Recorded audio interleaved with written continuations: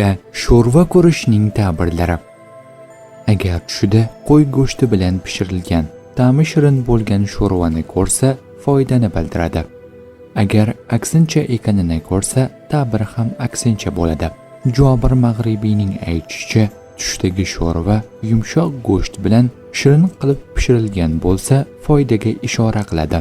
Agar qattiq go'sht bilan pishirilgan bo'lsa, g'am anduhga ishoradir. Tush ta'birlari bashorat emas, barcha narsani bilguvchi zot yagona Allohdir.